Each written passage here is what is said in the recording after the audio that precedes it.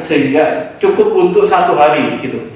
Nah itu ada permasalahan kan ya, itu ada permasalahan sehingga ya apa kita itu mencari sebuah tempat untuk mengisi air itu agar bisa digunakan ketika kita membutuhkan dalam 1 hari gitu.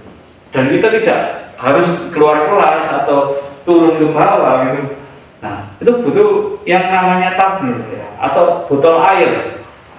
Nah di botol air itu apa kita memilih botol air itu apakah bekas botol air yang beli yang 2 liter gitu atau 1,5 liter gitu ya, atau bagaimana? Kita riset dulu. Kalau di botol air yang bekas itu ada tanda bahwa itu hanya cuma sekali pakai gitu. Jadi ada secara kesehatan kalau itu digunakan terus menerus itu tidak baik dengan kesehatan karena ada mikroplastik yang membuat itu terurai atau BPA gitu ya. Banyak ada, mungkin sekarang di iklan itu ada semacam kode BPA, free BPA. BPA itu adalah botol yang tidak layak atau tidak layak didaur ulang. Maksudnya didaur ulang dipakai lebih dari 1 atau 2 kali gitu ya. Nah, ada pada karena kandungan plastiknya yang mungkin lebih jelek atau memang dikhususkan bukan untuk digunakan berulang-ulang gitu ya. Nah sedangkan ada yang lain botol kaca ya, terus botol yang lain ya. Nah itu kita riset dulu, kita lihat secara produk. Tapi sebelum itu kita tentukan dulu ya apa masalahnya ya, seperti itu masalahnya. Kita butuh tumbler ya. Nah di botol air itu juga ada istilahnya kebutuhan siapa kita gitu ya, pangsa pasar siapa gitu ya. Apakah kita itu pekerja, apakah kita itu orang umum ya. Jadi kita tentukan ini untuk masalah ini tuh biasa dialami siapa. Nah karena kita objeknya adalah siswa, berarti kita melihat pangsa pasarnya kita siswa. Siswa itu istilahnya apakah mempunyai uang saku atau mempunyai penghasilan yang konsisten atau seperti apa. Nah itu juga dicek. Nah sedangkan realitasnya itu memang ada siswa yang berkecukupan, ada siswa yang menengah, ada yang siswa yang tidak punya sama sekali. Bagaimana kita mau membidik yang mana gitu ya. Ya. Nah kalau kita ambil rata-rata ya, uang saku mungkin 5.000, anggaplah 5.000. Nah untuk 5.000 untuk beli minum itu berapa kali gitu ya. Nah bagaimana kita itu membuat prototipe harga jualnya atau juga bisa diraih walaupun dengan metode yang lain, mungkin nyicil atau ambil uang kas dulu kemudian ya diangsur setiap sehari atau seminggu gitu ya. Nah seperti itu. Nah saya minta kalian membuat kelompok ya, dua bangku sejajar itu sampai belakang satu kelompok, terus kemudian satu kelompok mungkin 4 atau 5 orang, jadi satu baris itu ada 2 kelompok atau 3 kelompok, terus kemudian ini kalau cuma 3 kelompok berarti 2-2 ya, oke. Jadi sekitar 4 tadi 12 ya, 12 3. Oke, 12. Terus kemudian ini 4 8 sama 12 berapa? Oke. Terus kemudian yang ini 4 itu 8 ya. Oke, buat kelompok kalian buat kelompok, terus kemudian kelompok itu juga memikirkan kalian mau buat proyek apa gitu ya. Didasari dengan yang tadi kita ada alasan dasar bahwa setiap wirausaha itu punya kelebihan ya. Dan itu juga sunnah Rasul. Kalau mungkin yang berat ini agama Islam semua ya. Kita di seorang muslim itu diwajibkan sebagai sunnah. Salah satu sunnah Nabi itu adalah berdagang. Karena Nabi sebelum menikah dengan Khadijah dan menikahi Khadijah itu, dan sebelum 40 tahun dia pekerjaan Nabi itu adalah berdagang atau wirausaha. Nah, wirausaha itu dibangun dengan alasan dasar ya, alasan dasar mungkin mencukupi kebutuhan atau ingin mencapai sesuatu, ingin membeli rumah atau ingin, nah itu kan alasan dasar ya, yang setiap individu itu berbeda-beda ya. Nah, itu tadi kalian buat kelompok tadi, oke, sudah dibagi tadi ya, buat alasan dasar ya. Buatan dari 4 orang itu atau 6 orang itu diskusikan ada mungkin keinginan apa ya. Nah, keinginan apa itu yang mendasari kalian untuk membuat sebuah produk atau sebuah prototipe. Nah, sehingga ketika kalian membuat prototipe ini, kalian tahu, oh, saya ini ada masalah seperti ini gitu.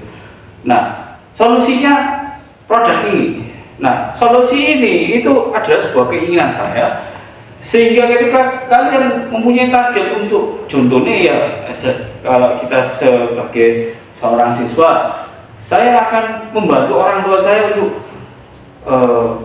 memenuhi kebutuhan SPP saya gitu ya. Jadi orang tua saya tidak kebingungan dengan SPP saya. Saya akan membuat sebuah produk yang saya akan jual secara online ya. Contohnya ya tadi soal tumbler ya. Tumbler saya punya 2 cara pemasaran online atau pemasaran dengan offline. Saya offline door to door ke kelas-kelas. Saya akan tawarkan, oh ini ada tumbler ini bagus, murah, bisa dicicil ya dengan kas itu.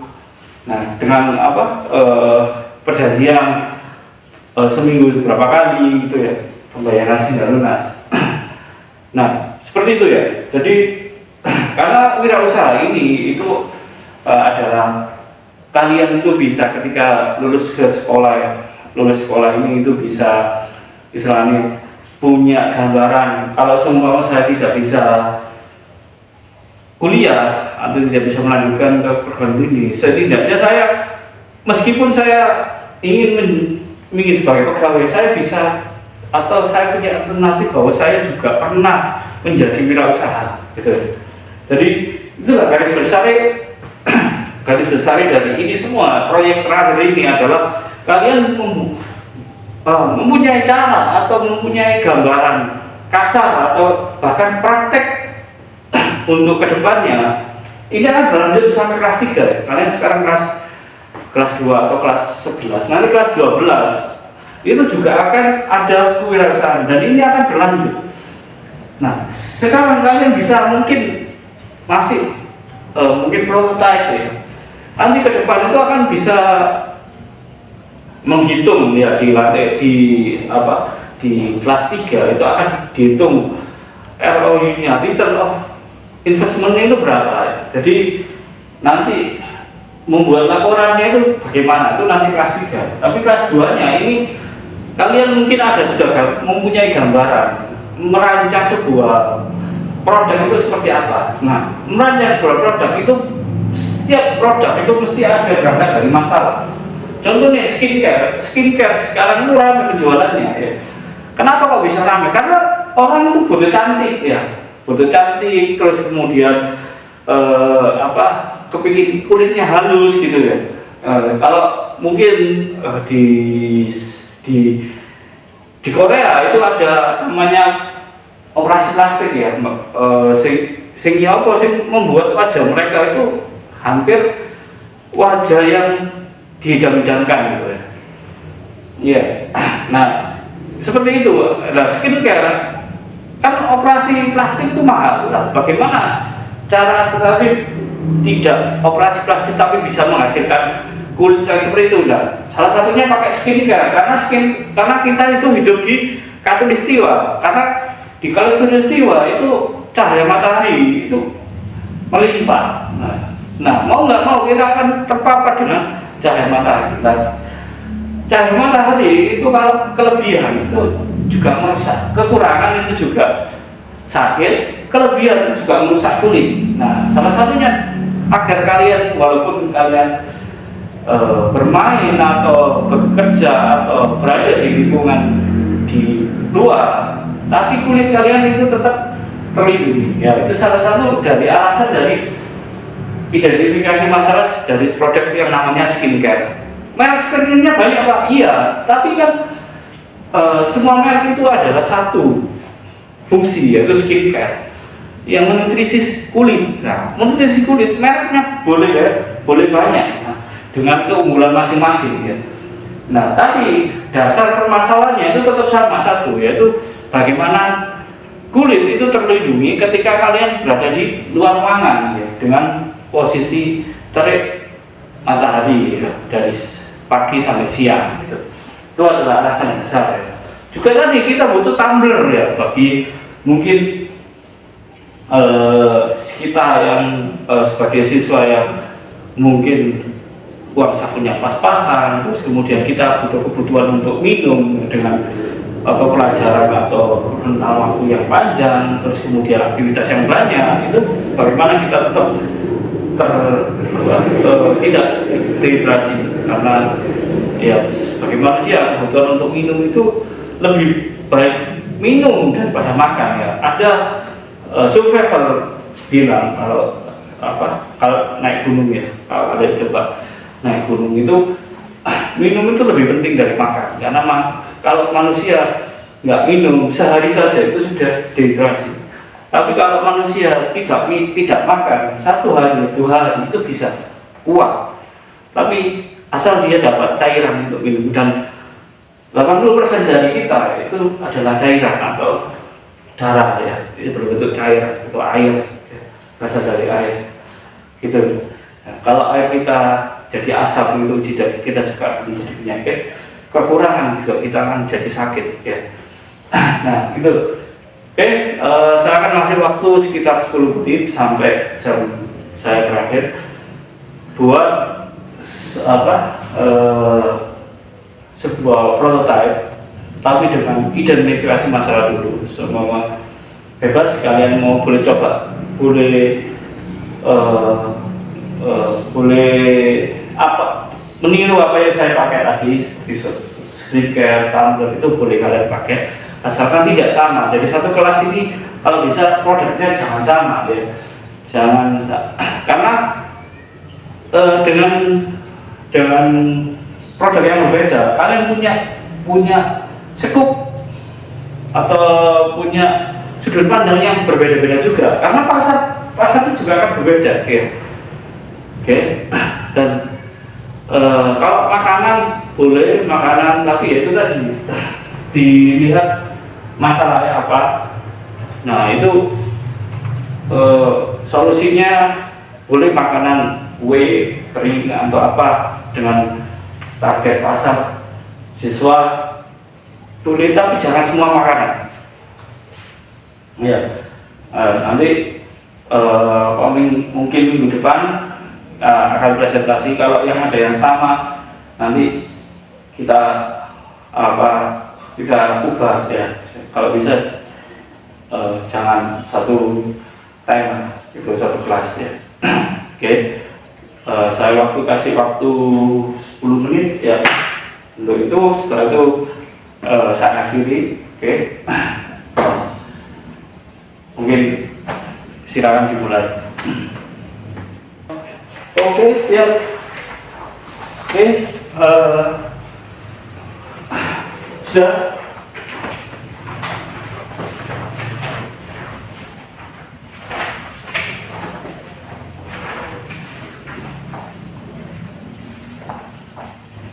Ya. Ini sudah sekitar 12 kelompok. Oke, dari 12 kelompok ini saya harap balik balik ya. Tunggu ya. Jangan kembali dulu ya. Sesuai ke tempat kelompoknya masing-masing ya. Belum ya. Oke, belum. Oke, balik. Oke. Sekarang kalian sudah buat kelompok, juga membuat produknya. Oke, produknya juga tidak ada yang kembar atau tidak ada yang sama dari beberapa 12 kelompok ini ya. Cuman tinggal bagaimana kalian mencari target ya, target pasar, mungkin target pasar, target penjualan. Jadi apa yang kalian ingin capai dulu ya, harapan kalian. Kemudian step-step untuk mencapai target itu seperti apa ya. Oke. Nah, itu sebagai PR untuk ketika besok di ketemuan yang minggu depan itu kalian sebagai anggaplah kelas kalian itu seorang investor. Kalian membuat proposal target dan langkah-langkahnya itu dipresentasikan ke depan, sehingga ketika kalian nanti presentasi kalian punya gambaran, punya istilahnya pengalaman bagaimana presentasi di depan investor ya. Jadi nanti seperti biasa saya akan pakai video untuk menjelaskan atau untuk bagaimana promosi atau mempresentasikan, istilahnya promosi atau mempresentasikan ke depan investor. Di salah satu channel di YouTube itu ada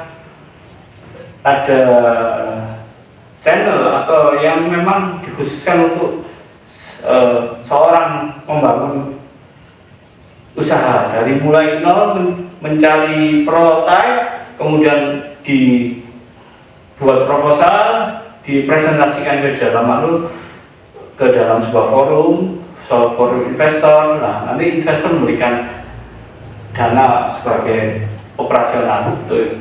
Nah, ini anggaplah seperti itu ya, sehingga ketika kalian ke depan itu sudah istilahnya, kalau saya sudah pernah mengalami seperti ini, saya tinggal improve ya, untuk bisa ke depannya itu mungkin agak istilahnya tidak ya, sudah karena sekarang sudah pengalaman, sehingga ke depan itu perbaikannya, saya kurang ini atau prototipenya kurang bagus, itu bisa diperbaiki ya. Nanti harapannya kelas 3 kalian bisa lulus dari sini itu bisa menjadi salah satu wirausaha ya, wirausahawan atau wirausahawati yang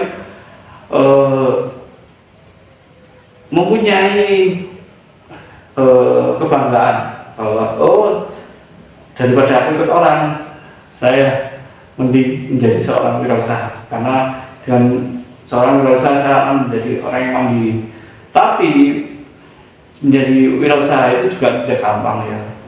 Jadi entrepreneur itu semua tidak gampang, tapi dengan ilmu bekal yang mungkin kalian sudah pelajari di sini, itu setidaknya kalian ada proporsional atau ada bagian atau selalu aku pernah merasakan membuat proposal itu seperti ini, presentasi itu seperti ini, terus mencari identifikasi seperti ini gitu ya. Oke, itu saya akhiri pertemuan ini. Kurang lebihnya saya mohon maaf.